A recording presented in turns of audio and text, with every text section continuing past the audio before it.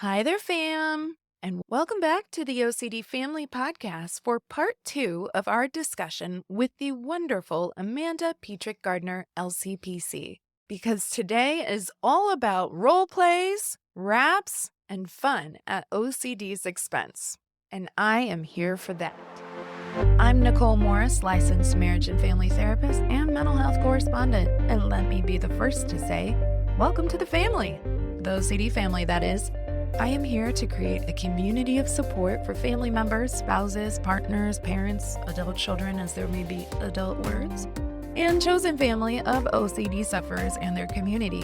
I've had over 22 years of experience in the mental health field, but please note that this information does not qualify or substitute as a diagnostic evaluation, therapy, or treatment, and it is presented on an as-is basis.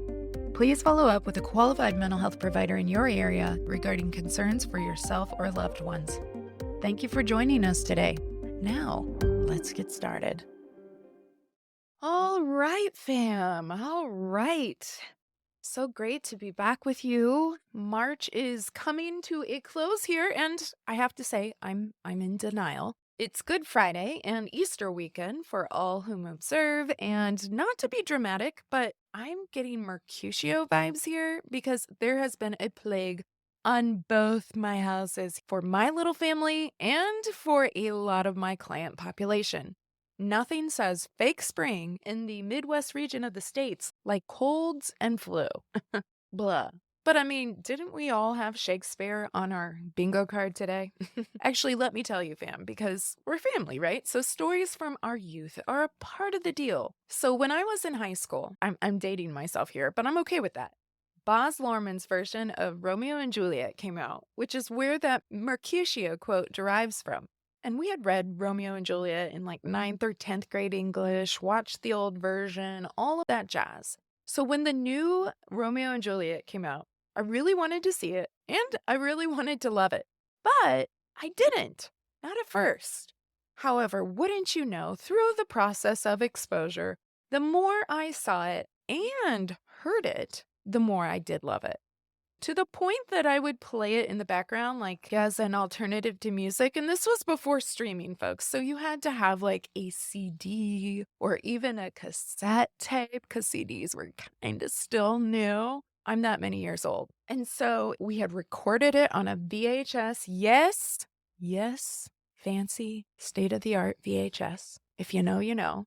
And I have to say, to that end, the music in the movie also was amazing, at least in my memory. It was amazing. I loved it. Baz Luhrmann, who also directed Moulin Rouge, which was also a favorite of mine. I'm letting my theater vibe show, but I loved it. I really did. And I love Baz Luhrmann's approach to directing and telling a story. It's great. And the music is always great. I love it too. And visually, it's stunning and all the things. And the film itself featured a young Leonardo DiCaprio before he ever set sail on that fated unsinkable ship, and a not-so-clueless Paul Rudd, which, honestly, I love Paul Rudd. He's hilarious and quirky and cute and charming, and actually he was pretty clueless in his role as Count Paris because that dude just couldn't take a hint. But I love that film. And since my brain was like, hey, Shakespeare, there's a little story from the vault from me. So back to present, while all my fam was sick this week, I somehow escaped unaffected. I maintained my health. I'm super grateful for that. And I'm also really grateful to be back with our compassionate guest, Amanda, this week. Today, we're going to go through a role play and even play a game to help solidify some of our learning in a fun way, fam. So I'll just make a few quick housekeeping notes and then we'll dive right in. First off, today's episode is building upon the foundation we discussed last week with Amanda. So, if you're tuning in for the first time or for any of our return fam, if you didn't hear part 1 of this conversation, then I highly recommend pausing here and heading back to last week's episode first because I think that the context is going to be very, very helpful, particularly if you're newer to inference-based CBT, otherwise known as I-CBT. And then after you're caught up, please come back because I don't want you to miss this role play where Amanda really helps us discover our client's feared possible self. And that brings me to housekeeping note number 2. Now, you're going to hear Amanda and I co-create this client's backstory in real time. And I want to note that while we created this client from an accumulation of our experience in the field, lived experience, and more, this client is not modeled after any one person. And while we are both all too familiar with the haunting types of inferences or intrusive thoughts that can torture our fellow warriors, this vignette is on harm-based OCD themes. And so when we're discussing harm-based OCD themes, this can include inferences about self or others and the client getting swept up in that. So I wanted to provide a trigger warning because if you're not familiar with examples of harm-based OCD, this might feel a bit triggering and surprising, particularly if you or your loved one does struggle with those themes. But even if that is you, and even if that might feel triggering, I encourage you to hang with us if you can, fam. Because you might be surprised how we are able to create some fun at OCD's expense, normalizing that these thoughts aren't evidence that you're a bad person and that there is a whole lot of hope available in treatment. But ultimately, too, it's your choice to approach this content. So I would be remiss not to mention it. And if you didn't catch part 1 of this talk, my FPS is very mindful of not neglecting such details. So please proceed with this discretion in mind. Okay, so last but not least, just a quick little reminder about the reintroduction, about our special guest expert and lived experience warrior, Amanda Petrik-Gardner, LCPC. Amanda specializes in the treatment of OCD and obsessive-compulsive related disorders. She is currently treating in multiple states, but additionally, you may have heard some chatter, fam, about some legislation that is trying to help increase the portability of professional licensures across different states here in the US. Now, that was a whole mouthful of wordy words, and essentially what that means is something called the Counseling Compact has been created, and I'm going to link some info about this as well as other details on Amanda and everything we discuss on this episode's blog at ocdfamilypodcast.com. Because when we talk about treatment portability here in the States, this is talking about someone who is licensed in one state's ability to practice or see a client in another state. So if a client goes on vacation or to college or has a family move or a job change that takes them out of their current state of residence, this contract is going to allow for more people to be able to keep their providers via telehealth. And that's super important. Because whether you're in the military and being relocated, going to school, it's really, really tough if you have to lose your trusted provider or feel like you have to start completely over because of your physical location. So while historically the portability between states has not been great, there has been a lot of advocacy and movement here in the US to make this easier for clients and providers. It's really great news, too, for us providers, because I can tell you moving from California to Indiana, getting licensed in your new state can be such a pain in the bootay. And you can't see clients in your new home base until you're licensed there. And frankly, that can suck. It's actually even worse for practitioners that are moving to California. I feel for y'all if you're not already licensed there, because they've got their whole own spiel over there that can require folks with decades-long careers to practically start over because their mentality is like, girl, you don't go here. I mean, sorry, not sorry, California, I love you, but you're not that cute. So while the Interstate Compact isn't in effect yet, and it's not going to include California, surprise, surprise, yet, I guess I should say yet, things could change. Pigs could fly. I don't know. It's possible, right? And so even though that compact isn't in effect yet, the legislation has been passed for up to 33 states, with potentially more to come, and the commission is projected to start granting practice privileges before the end of the year. So this will be a huge game changer in treatment access, and it really is exciting for folks living in states or areas where there are very few OCD providers. So who knows, by the end of 2024, you might even be able to inquire upon Amanda, our guest, or many of our other guests that are treatment providers here in the US. And in my humble opinion, this will level up the hope factor. Also, I should clarify, this isn't just valid for telehealth as far as I know, but for many people, that commute from one state to the next isn't going to be great. This is great news, though, for people that live on state lines, where maybe their closest practitioner is technically in another state and they're not licensed to be able to see you because you live 400 feet over the state line. I mean, it's ridiculous. And so I'm very, very happy about this. And Amanda lives in a state where that will open her up to be a compact provider as well. But as we said last week, she is already treating in a number of states. And so again, if you got last week's episode or you paused and you went back, then you were able to hear all the different places she's already treating. It just means there's more opportunity for the future. So I realized that was pretty US-centric chit-chat, and we definitely have international fam too. But I just wanted to give you guys a little insight on what's happening here on the US front, and I would encourage any of the international fam curious about the portability of treatment across different country lines, province lines, all the rules and regulations. Definitely check up with your country's governing authority on this. But it's worth checking out because the wider the treatment net, the more hope we have. And with that, let's go ahead and hang out with Amanda because it's going to be fun and an informative chat, and I just can't wait to share it with you. Welcome back, and it feels like just yesterday that we were hanging out, Amanda. Thank you for having me back. Absolutely, absolutely. So today we are going to go and have some fun doing a role play. And Amanda's going to nail it because she basically nailed it last episode. I think we naturally had a role play almost come out of that, of what are the White things. out the real self. Yes. Yeah. And I think that was a good example, not just for me and my coffee. So it's going to be really great. And I think that a lot of people tune in and want to hear role plays. I remember going to one at IOCDF. I think it was on emetophobia, and it was like during the entire Q&A section that people were like, can you just keep role playing? Can you just keep role playing? Because they were like so hungry to see examples. What I always like to preface is this is an example. And OCD is so flippin' creative that it can come up with anything under the sun, literally, right? So this isn't like the do it this way every time you must, right? This isn't a robotic answer. This is just really giving people an example of what these concepts that we discussed last week look like in practice. And again, this isn't therapy. So this is just trying to provide and illuminate some perspective. Anything you want to say to the fam before we dive in on this? Exactly what you said, how this example will be very different based on somebody else's content of their obsessions and what their vulnerable self or feared possible self is. But in general, this is kind of what we do to find out somebody's feared possible self. Yeah.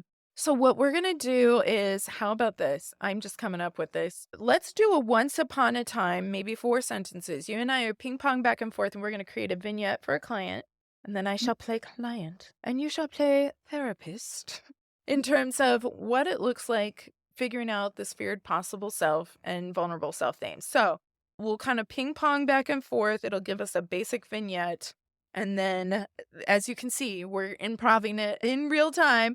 But this is how OCD works. And so we're just going to come up with something collaboratively creative and do it. So how about this? Once upon a time, there's a woman who is in a serious relationship with her boyfriend. And she was having constant inferences, or what some people call intrusive thoughts, but in I-CBT we call inferences, that she could harm him, whether she worried that what if I could just stab him with this knife right here, or I could suffocate him when he was sleeping.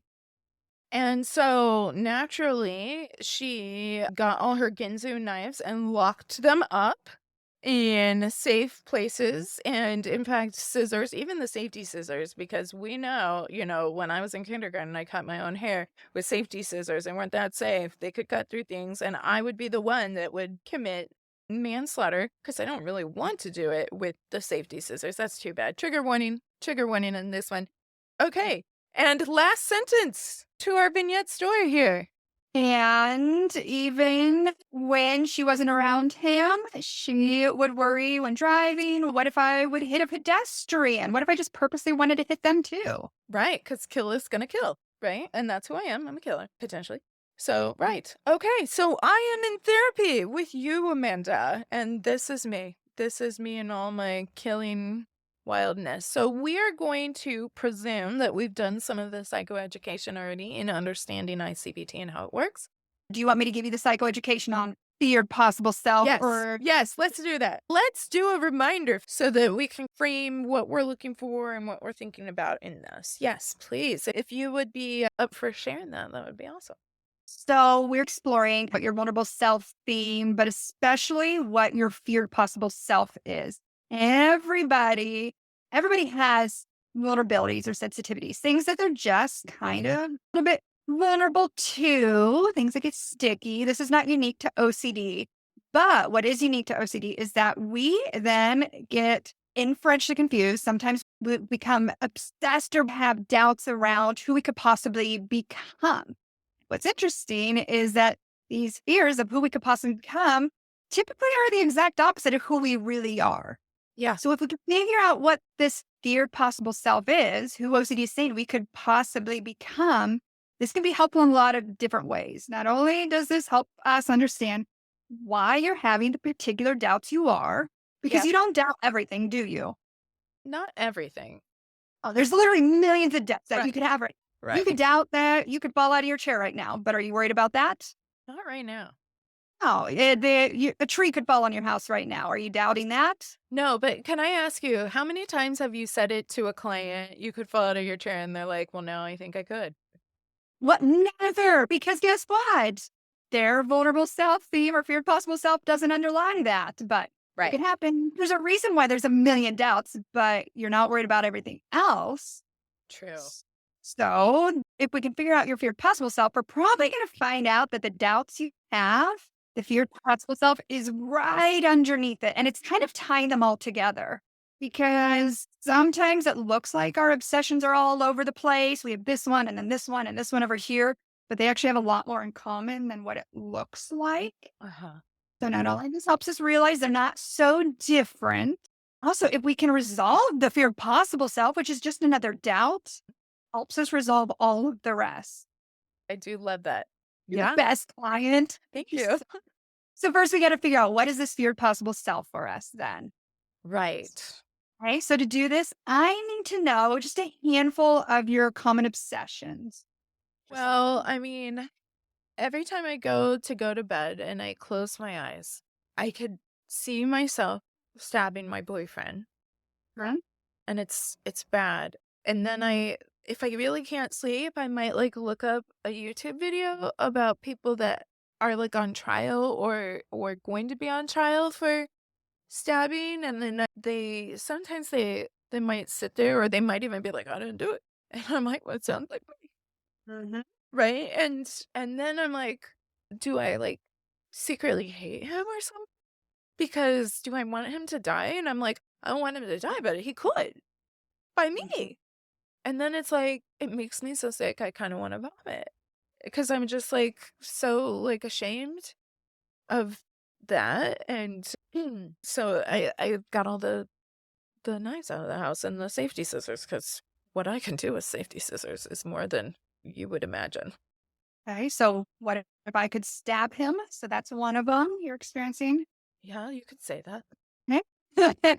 To sum up, Just is there not to sum all that up? Is there another obsession that you've experienced? well, sometimes that saying, play is gonna play. I'm like, kill is gonna kill. So what if I am like driving to Costco, and it gets kind of aggressive around Costco sometimes, particularly if we go at certain times of day. And I sometimes just like, I get annoyed with that, but then I'm like, what if I just drove over somebody? Like, who's got the deal now, right? And then I'm like feeling stressed about it. And then I'm like, well, I probably shouldn't go to Costco because I'm single and I don't need 24 seaweed wraps. And then I'm just like, when did I stop making good choices, and it just, but then I leave, and then it's like, yeah, I could kill somebody with my car. I could kill myself. I could kill somebody else. And it's just makes me not want to drive. And that's why I like Instacart. You are the best client. All right. So what if I could hit somebody with my car? What if I could drive over somebody? I mean, are you Huh? saying what if you could too? Yeah. Are we are we friends? Are we the same person? Right. So there's another doubt. Yes. I mean, I don't think it is a doubt though. I'm worried it's not a doubt because I think it. Like, even if I don't want to think it, it's like I can feel myself like, what if I pressed on the gas? Right? Amanda, I haven't told you this because I've been feeling like really bad about it. But I was at the stop sign the other day, and there was, like, a kindergartner. I don't know, but I have a kindergartner, and I was like, "She looks like a kindergartner." I'm a single mom, apparently, of a kindergartner because I just realized that I have kids now. And, and I was like, "What if I could have driven over her?" And then I imagine, because I have a kindergartner, what if I drove over my kindergartner? And it's like, again, I just wanna vomit, like, I'm so, like, ugh. So I'm going to add that doubt to our list to come up with their vulnerable selves. You said, what if I could drive over my kindergartner? Is that correct? This is like Family Feud. We pull 100 people, and what could I do to murder people? Oh, I'm such a bad person. Are there any other examples, other obsessions you want me to add to this to help us identify your feared possible self? I really sometimes worry that I didn't get the trash can closed, and if it gets windy, it will blow trash on the ground. So I have to go back and make sure that I close that. But I don't think that has anything to do with me being a murderer. That's just me. We'll see if this is related, or sometimes people have a couple feared possible selves. They might have one or two. So we'll see if this one's related to this. Goes What? up, or they might have another one. So we'll explore that. So that doubt sounded like, what if I didn't close the trash can all the way? Well, then I would be littering on accident, but I would think it's on accident, but I already knew it was kind of full, and I knew that it could be windy, and so is it really an accident? If I put the trash in the trash can outside, Oh. I mean, I definitely have killer and litter vibes. All right. I'm going to add that, but you're right. That might be related to another vulnerable self or a feared possible self, which we'll explore. So, right now, all I'm going to do is take these doubts, these obsessions you've told me, I'm just going to recenter them, meaning I'm going to take them from a question to a statement. What I mean by that, instead of it being, what if I could stab my boyfriend? I'm just going to put them into a statement saying, I'm somebody who could stab my boyfriend. See how I just changed it slightly into a statement? Now it's, I am somebody who could stab my boyfriend. I am somebody who could hit a pedestrian with my car. I am somebody who could drive over my kindergartner. I know that's so hard to hear. Here, I just changed it slightly. But I want you to hear those three phrases again. And all I want you to do is just think about the common denominator. What kind of person does these things? So listen to it. I'm somebody who could stab my boyfriend. I'm somebody who could hit a pedestrian with my car. I am somebody who would drive over my kindergartner. What's the common denominator there? What kind of person does those things? Bad person. Bad person. Anything else come to mind? Killer. Mhm. Dangerous. Mm. Not not paying attention. Mm. Immoral. Ooh. Neglectful. It's not good, You just, Amanda. you know what? I'm going to go ahead and add in, though, because here we didn't know if this would relate, but let's go ahead and add in that I'm somebody who might not close my trash can all the way. Me, Amanda. So what about if we added that phrase in there? I am somebody who, doesn't close their trash can all the way, and trash just flies all over your neighbor's lawn. Guilty. It's a common denominator there as well, with somebody who also drives over the kindergartner or hits a pedestrian. I mean, yeah, it's not probably as bad, even though global warming and litter and trash is bad. Maybe it's worse. Maybe I'm killing the planet. I'm the antithesis to Captain Planet.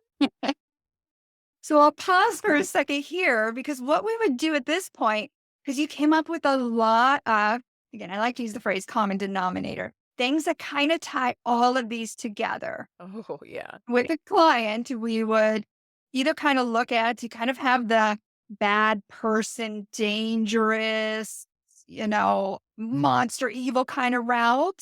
Some clients might go down that route and recognize that's my fear. OCD is always saying you could possibly be some kind of immoral, dangerous, evil kind of person. And we'd see which one is it more hitting on. And I'll explore with clients, like out of all of those, which one almost sucker punches you more? Like when you hear it. I got sucker punched by #monster vibes. Yeah, like, cause monster, I feel like, is like killer's bad, but then I'm killing the planet, and I'm like, oh, Oh, monster. Hashtag monster. Right?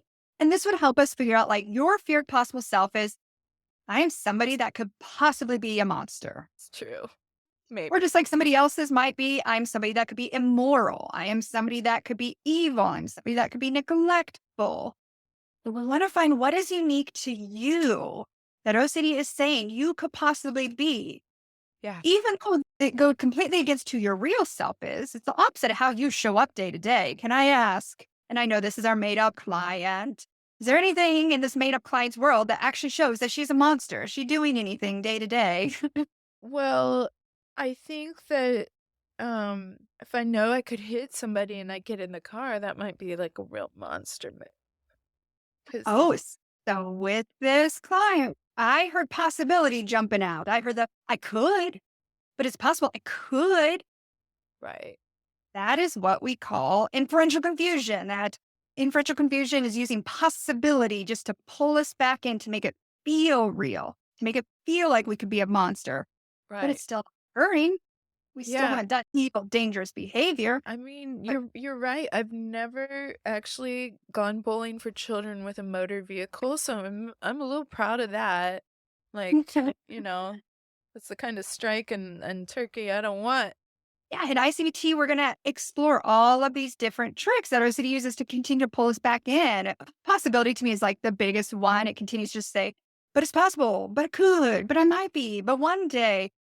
But is that happening in the here and now? Like, is anything in your real self showing that you just do these evil, dangerous, negligent things? Well, I mean, I did take the last of the espresso, and I knew my boyfriend would want it too, but I got it first. Monster! I know. But I suppose that's not the same as killing the planet. That's what we infer about that person. Takes the last. What was it? The last of the espresso beans. I kind of felt like I needed it though. Just a mom that needed her espresso. Single mom with a kindergartner, yeah. Mhm.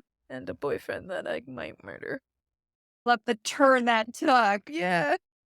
Where we, if we can find what ties all of these together, we're Mm-hmm. more likely to find that ultimate doubt that's hiding or lurking below all of them. So, like in this story, it might have been a monster or dangerous or evil. Or you threw in that trash can example that threw me for a loop. That might have been, yeah, Yeah, it might have been. But then we saw how it was giving monster vibes for me. monster vibes. Right? That's how we do it. And again, it helps us recognize why you don't doubt if you're going to fall out of the chair right now because that wouldn't make you a monster. So you just probably trust your senses right now. You're just living in the moment. Love it. And scene. I think that's a really helpful explanation of real self or possible, whatever, the FPS. But yeah. No, I love that. I love that. And I think that it really can make such a difference when it clicks for somebody going, yeah, I could see how that's kind of monstrous vibes. And then the evidence that they do give you, again, you're bringing in some of that real self, laying that foundation there. And you're able to see, like, even if I took the last of the coffee beans, that's not exactly the monster vibes that I was, like, really in my head about if I was obsessing about what if I could hurt somebody or things like that. And so I will say, fam, again, if you're new to OCD and you might be like, why are we napping about killing and murder? And it's like, the thing is, OCD is that gaslighter going, this is you could be the killer or the murderer, right? And what we're laughing at is OCD's ridiculousness in that. And that's part of what is pretty special about treatment. The things that keep you up at night, the things that could keep you living in terror can also become the things where when we just figure out the illusion, we get exposed to how the trick is done. That trick holds no more power. The woman isn't sawn in half. It's so life-giving to somebody that has lived experience, but also for you, family, going from someone living in survival mode to thriving because that's not an issue. And it's pretty radical in some cases too. Can be these smaller things, but it can be these big things where you're like, that's never going to change for me. And it does, just from understanding what side of the elephant we're at. And, we discussed ERP last week, which is exposure and response prevention, and that also can bring a lot of healing and recovery for folks. It's just a different method. But this was really a great example of what it can look like going into treatment and working towards finding out who is that feared possible self. And I don't know about you. I've talked with some clinicians, and I think I was there particularly when I was learning in the beginning, that are like, I get a little stuck figuring out that feared possible self sometimes. Like, what is the common thread or the need? It has to all thread together. How do I make the trash can fit in there? It's not always going to fit in there, like you said. And it doesn't have to always fit in there, right? And that's honestly, my mind went to, that's going to be its own separate thing. But you found a way to tie it in. And that's why I mentioned you can have one or two, right? But you found a way to nicely tie them all together. I mean, we like a expecting that. we like a nice little. Oh, I love it. Okay, so we are gonna play a game. If you're up for it. Amanda, I can change the prompts, by the way, if you're like, I don't know about this one. You're apparently going to learn how to rap today, guys. Maybe the odds will ever be in your favor and you will not. It's possible. It's a relative possibility, though. More than a possible. I get rap on my very first one. Let's see. That would kind of be funny to me. Okay, so here is what we're going to play today, folks. We're going to play Tell Me Without Telling Me. I've never played this game before. Have you? No. No, but I think it's going to be a winner. So what we're going to do for the purposes of today, so that we can be sneaky and have our own cards, I'm going to have you come up with 5 ideas, concepts, something related to OCD work. We're going to come up with those words, and then, fam, we are going to have to guess each other's concepts, and no pressure, but I'm going to keep score, Amanda, and I'm in it to win it. No, I'm kidding. I'm so competitive. I am too. So I say I'm kidding, but I don't know how to turn it off sometimes. But we're going to come up with 5 concepts each. And okay, here's what I'm going to do. I'm making rules as we go along. I'm going to give us a 30-second timer. And if the other person guesses it, then they get a point for guessing it correctly. And then whoever has the most points at the end gets to real self-brag. I'm in. All right. So I'm going to come up with, you got your 5 already? Got my 5. Oh, wow. Dang. You're good. There's the point. Okay. So, fam, if you've been around for any of my other game episodes, you know I like to play games because that's family. We love to play games. And I am going to incorporate my buddy Chat GPT again. And Chat is going to play the role of the die today. So our die choices are to either give clues in 1-syllable words, give clues in rap form, or clues in question form. And the key is we can't use the words in it that are actual answers, as I would imagine we could guess. Ready? Do you want to go first? Or... I am going to go first. Okay, yeah. Get in there. Go team. Okay, so 30-second timer. But first, I'm going to have Chat tell you what you're going to do. And I'm just going to run a timer on my iPhone. So we're going to have Chat roll. And you're giving clues. I get rap on the first one. Okay, Amanda, when you're ready to go ahead and go, and I'll hit the start. I'm figuring out rhyming words right now. Okay, you ready for this? Yes. Okay. This is what I'm afraid to be, but it's not really me. We gotta figure it out so we know what I'm not all about. Oh, feared possible self. Yeah. Oh, but you get the point now. To get the point. In less than, it was at 17 seconds. Impressive. You did really good. Yes. Okay, now I'm gonna roll again. Oh, 1-syllable words. I love it. I'm here for this. Okay, let me get back to my timer here. I love it. Okay, all right. Blow. Oh. Wand. Kid. What? Absorbed. The bubble. Yes. The bubble. Yes. Oh my gosh. Hurry, blowing. A bubble. Oh my goodness. We don't really blow the bubble in OCD, but I was like thinking bubble. So Oh my goodness. My mind was going all these I places. know. That was kind of hard, actually. All right. So we're going to roll for you again. This is fun. I'm liking it. I am liking it. What do you think, Amanda? I like it. I just don't want another wrap. That's all I got. All right. No whammies. Let's try for you. Oh, in question form. Okay. But maybe I will just keep repeating this task over and over again until my compulsion goes away. Compulsion. You got the point. I got the point. Oh, man. I'm going to take that narrow lead and hold on to it with the jaws of life. Okay. Anxiety with this game. I'm on edge. You got it, though. You got it. You got it. Okay. We're going to roll again. I'm here for this one syllable word. Okay. Do. Exposure. Wow. Was it? That's amazing. Yes. Yes. Oh, I would show you my favorite, but I would show you all my other. Bonus points. Yes. That was like record fast. Not going to lie. That was impressive. Okay. Let me get my timer reset here. There we go. Roll. In question form again. Oh, again. Okay. What if I just face this fear over and over again? I just face this fear over and over again.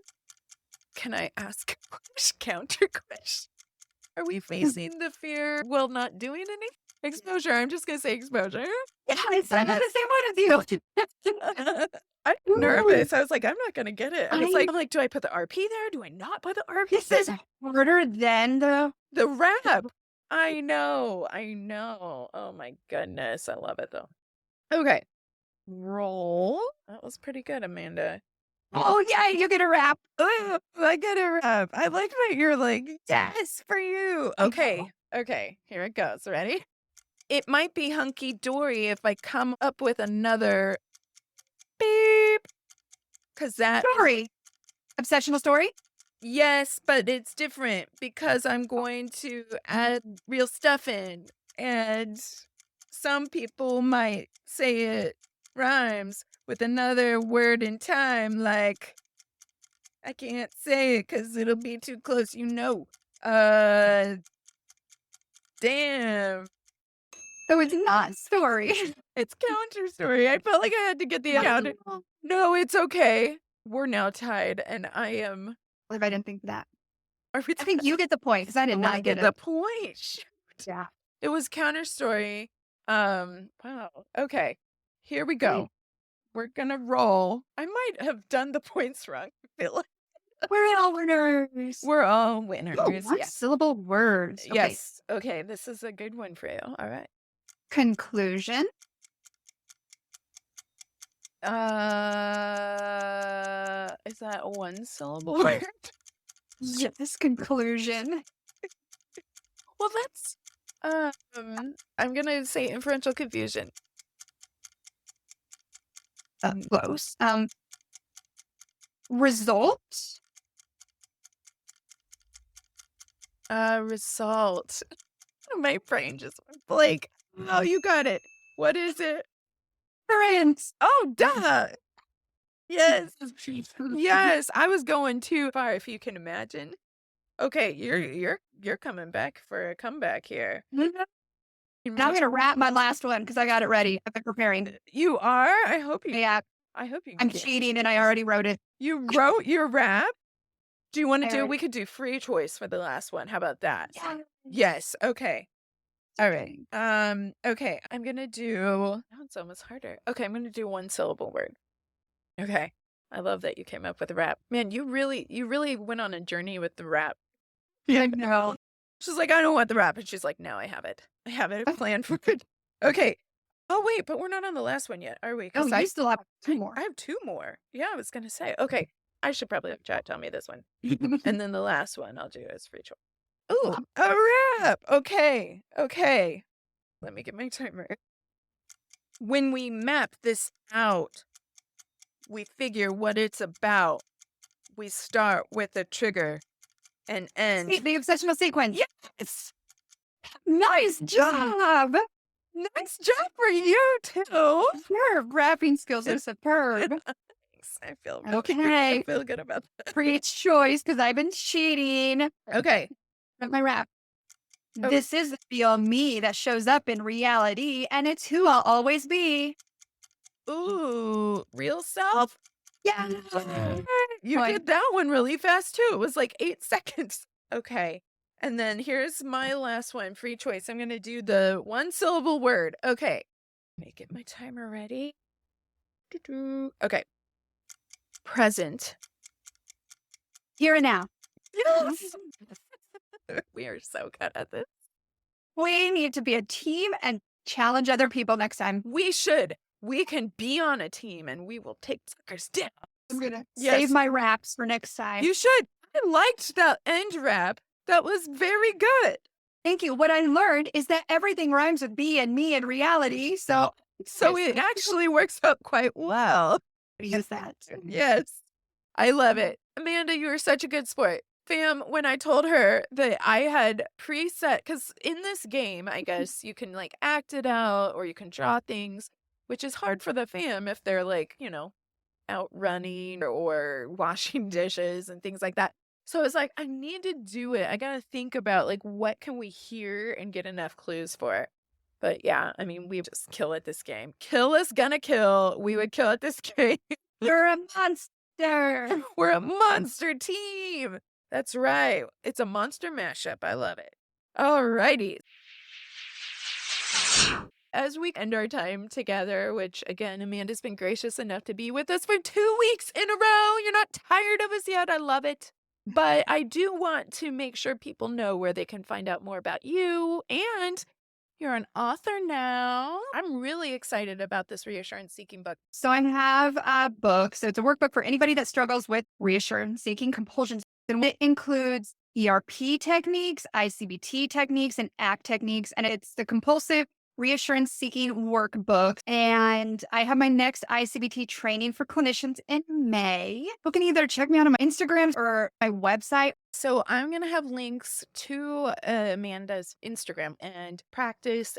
Very few people are creating content around I-CBT on Instagram. So I feel like you, Catherine Goldhouse, Madison, Obsessively Strong, you guys are all doing I-CBT content.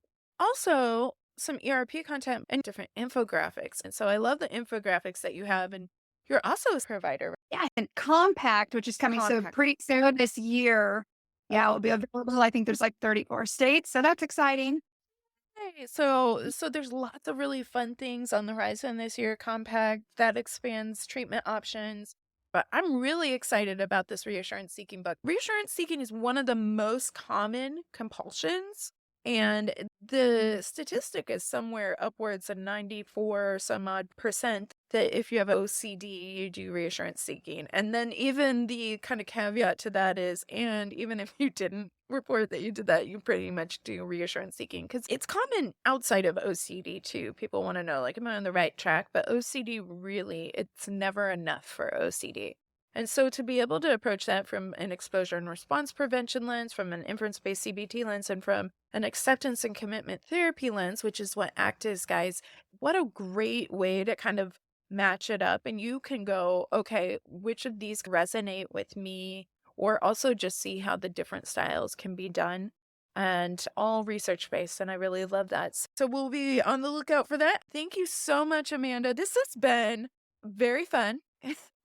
And Thank you so much. Yes, and I think you rocked it on the role play. Look at you rocking it on role plays and raps. It's like an alliteration station here. But role plays and raps, you were like there for it. You wrote out a rap. She chose the rap, and I'm loving that. Loving that. So thank you. And yeah, we are excited to continue to see what you're doing. Can't wait for that book to come out, and just really appreciate your time here with the fam. Thank you, Nicole and the family. Thank you for that. All right, fam. How fun was that? I mean, I think this point structure on the game is really rigged because somehow I feel like whether I was winning or losing a round, somehow I was getting the point. So I totally botched that up. She was still a good sport, and I agree with her final assessment that we should team up. But also, I enjoyed our conversation, and I just really hope you found it helpful too. So another special thanks to Amanda for hanging out with the fam, and a quick reminder that you can learn more about her practice, all the things over on this episode's blog at ocdfamilypodcast.com. Okay, so this brings us to our intrusive thoughts segment, which for our new fam is my application segment of the show. And I do this application segment because in the therapy world, and in particular the CBT world, we are big fans of what we call cognitive feedback loops. It can be very helpful, especially when we have some new learning, because when we practice something, it gets easier, and we could all use some of that. So we take this time every week to put what we're hearing over the course of the episode into practice and applying it. And I find this helpful too, because sometimes we're like, I totally get and jive with what I heard, but I have no idea how to apply that. No worries though, fam, because we're better together, right? And this isn't my first rodeo with OCD or with I-CBT, so I've got you, and we can figure it out together. So for this week's application, I'm actually going to go back to something I mentioned at the top of the episode, because I do like to create a bow here, tie things together. And I'm going back to Mercutio. Now, I mentioned Mercutio a bit tongue-in-cheek, which led to my regaling of Baz Luhrmann's Romeo and Juliet and all that jazz. And remember how I said I used to play the movie and listen to the audio like I would music? And I kid you not, at one point, I think I had the entire play memorized, and the nostalgia of thinking about it right now makes me almost want to stop and rewatch it today. But I also mentioned that the music from Baz Luhrmann's recontextualization of Romeo and Juliet was chef's kiss. And as I recalled the music, my mind centered on the song that a little amazing boy by the name of Quindon Tarver sang during the film. I love this song. I loved it then. Thinking about it even right now, I'm filled with love. I love it. But I love it even more when I revisit the lyrics with fresh eyes, knowing all I've learned about OCD and all I've learned about this fierce OCD family community. So I want to share some of the lyrics because I think it speaks metaphorically to what we have, even if we are feeling held hostage from it. And that's freedom. Freedom to live, freedom to be, freedom to feel good, freedom from OCD. So here are some of the lyrics. And overall, it's a short song. And I'm going to link a video of the audio because Quindon's powerful performance is just too amazing not to share. But listen to what he says, fam. He joins in after a chorus and a reminder that everybody's free with these powerful words. He says, brother and sister, together, we'll make it through. Someday, a spirit will take you and guide you there. I know you've been hurting, but I have been waiting to be there for you. And I'll be there, just helping you out whenever I can. Everybody's free. Everybody's free. Everybody's free. To feel good. And so, family, brother, sister, spouse, partner, son, daughter, together, we will make it through. And I know many of you are hurting, but we, the fam, the OCD community, we're here cheering for you, waiting with you, here to help you wherever we can, because together we can start to understand and experience the meaning of freedom for our OCD warriors. It's here, fam. We're here. And with more treatment options, more portability, more family, there's more hope. So your pain, your hurt, it doesn't mean you can never feel that freedom. And there's freedom in that. Thank you for joining me and our OCD family community. If you enjoyed what you heard today, please like and subscribe to the OCD Family Podcast wherever you enjoy your podcasts. Did you find this content helpful? Please consider leaving a review. The more people that know they're not alone, the better. For more information regarding today's podcast, please visit ocdfamilypodcast.com and remember to join the email list while you're there. It will provide you with the most up-to-date information, resources, and the down low on the family chatter. Oh yeah, nothing says family like Amanda sharing hope with the fam. It's so dope. That's right, I went there, and you can too at ocdfamilypodcast.com.